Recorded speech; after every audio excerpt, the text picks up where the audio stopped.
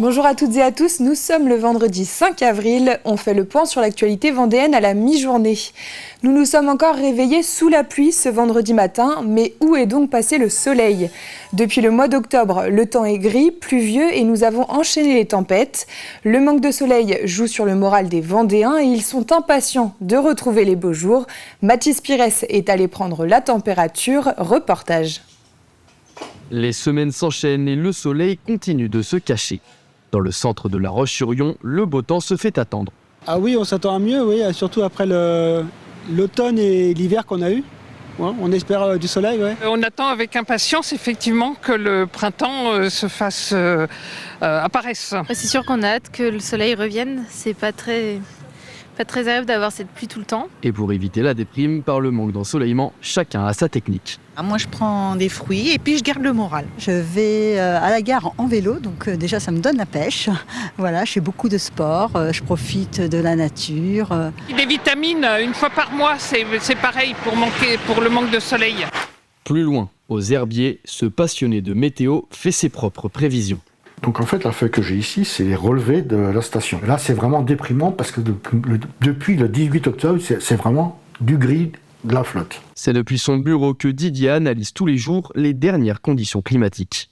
Je fais toujours la prévision que le matin. La prévision est plus fiable le matin que celle du soir. Et pour un retour du soleil, selon ces dernières informations, il faudra attendre jusqu'au 20 avril prochain. Patience donc, le printemps devrait s'installer pour de bon à partir de la mi-avril. Vous connaissez peut-être Codilab, c'est une société du groupe italien Biopharma et elle est spécialisée dans la production de compléments alimentaires. Depuis 2002, Codilab est basé à l'Herbergement, mais comme la société s'agrandit, de nouveaux locaux sont en construction à Montaigu-Vendée. Ils devraient voir le jour l'année prochaine, une plus grosse usine pour répondre aux besoins du marché. L'usine est dimensionnée pour accueillir 150 personnes et elle pourrait s'agrandir davantage. Le marché italien du complément alimentaire, lui, est 2 fois plus gros que le marché français. Et donc, le marché italien est plus mature, les acteurs sont plus gros, plus importants. Et il y a vraiment une volonté de la part du groupe italien de venir en France, qui est un marché en pleine croissance et en plein développement. D'où l'intérêt, en fait, de prévoir cette croissance et d'investir dès maintenant pour faire en sorte de pouvoir accompagner le marché, accompagner nos partenaires et être le vrai partenaire industriel de ces derniers. On ouvre une page de sport avec la bicentenaire qui aura lieu ce week-end. C'est la 21e édition de cette course à pied. Au programme, samedi, marché-course disco sur 5 km 5. Les participants pourront traverser la ville de La Roche-sur-Yon en passant par les principaux monuments. Dimanche, de la marche avec plusieurs parcours allant de 3 à 18 km. Et côté course, 3 pour les enfants et la grande course de 10 km. Vous avez jusqu'à demain pour vous inscrire sur le site de la ville et il reste des places. On a déjà plus de 3000 participants, c'est presque plus de 500 par rapport à l'année dernière. Alors souvent dans ce genre de course on attend un petit peu la météo, mais je sens que sur la fin de semaine ça va plutôt être bon la météo, donc n'hésitez pas à vous inscrire. Et c'est vrai que là on peut marcher avec des parcours qui font plus de 15 km, mais on peut aussi marcher sur des parcours qui font 7 km. Et puis après effectivement les courses des enfants dès le matin et la course élite, qu'on va appeler élite, où c'est 10 km. Et là, effectivement, il faut un petit peu d'entraînement, mais vous pouvez encore vous inscrire, c'est gratuit et c'est jusqu'à samedi 15h. Et sur la ligne de départ, vous pourrez sans doute apercevoir nos journalistes sportifs Aurélien Huard et Alexandre Lenaour. Découvrons à présent le basket inclusif ou baskin. Né en Italie, ce sport est arrivé en France en 2011 grâce à une association nantaise. Et en Vendée, à Montrévert plus précisément, le Smash, club de basket, propose du baskin depuis 2016. Et depuis, il enchaîne les victoires. En Coupe d'Europe, par exemple, l'année dernière, il a terminé 2e. Notre journaliste Alix Lanos a assisté à leur entraînement hebdomadaire samedi dernier. Sur le parquet, peu importe le niveau, tous jouent ensemble.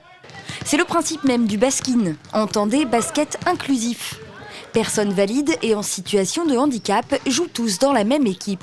Ça fonctionne parce que chaque personne va avoir un numéro qui va de 1 à 5, on appelle ça des rôles, selon leur capacité motrice et mentale. Donc par exemple, le numéro 1, ça va être un joueur en situation de handicap qui ne peut pas se déplacer tout seul. Et le numéro 5, ça va être l'expert en basket. Et tout ça, ça fonctionne aussi parce qu'il y a une règle au niveau de la défense. On n'a pas le droit de défendre sur un numéro qui est en dessous de soi. Autre différence avec le basket, 4 paniers au lieu de 2. Des paniers latéraux plus bas pour les rôles 1 et 2. Lucas, 12 ans, rôle 2, s'entraîne avec Damien, numéro 5. Fais tes 2 dribbles, Lucas. Vas-y, Lucas, occupe-toi pas des autres. Damien est arrivé au baskin au départ juste pour donner un coup de main. Il n'est plus jamais parti. Il a trouvé ici quelque chose de plus. Le partage et le mélange de tous les rôles, de tous les handicaps, des valides, des non-valides. Vraiment l'esprit famille, la cohésion. La famille, c'est un mot qui revient souvent dans la bouche des joueurs de baskin. Il faut dire que l'entraide permanente entre ces joueurs crée un lien et un esprit de groupe très fort qui pousse tout le monde à se dépasser. Maintenant, je me rends compte que je peux faire beaucoup de progrès. Je suis content de moi et puis mes coachs aussi sont contents de moi aussi, que je fais beaucoup de progrès. Et aussi, j'arbitre aussi des matchs de baskin. Moi, je suis opérée des genoux, des jambes, des bras, des mains. Et quand je joue au baskin, je ne pense plus du tout à ça. Je vais vraiment au-delà de mon handicap. Ah, j'adore ça, moi. J'adore. Et le Smash Baskin n'est pas qu'un club où l'ambiance est au beau fixe, les performances sont également au rendez-vous.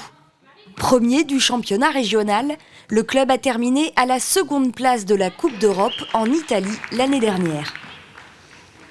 Et on termine cette édition avec Vouvant Village des Peintres qui commence sa saison. L'association a dévoilé sa programmation avec 14 manifestations, des expositions, des rencontres, mais aussi des salons. Ces animations vont prendre place dans le village jusqu'à fin septembre. L'objectif est de promouvoir l'art contemporain et d'encourager les artistes à se faire connaître. Le coup d'envoi sera donné ce week-end. Une dizaine d'artisans seront dans la nef Théodelin et dans les ateliers de Vouvant. Ce sera la première participation de l'association aux Journées européennes des métiers d'art.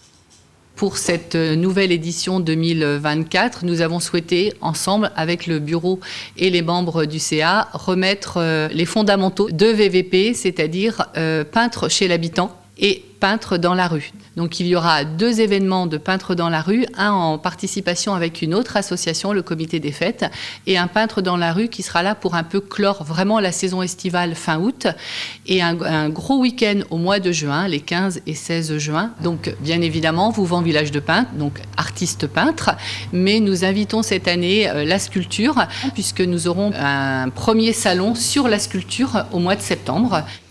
C'est la fin de ce journal, merci de l'avoir suivi. On se retrouve à 18h. Passez une excellente journée sur TV Vendée.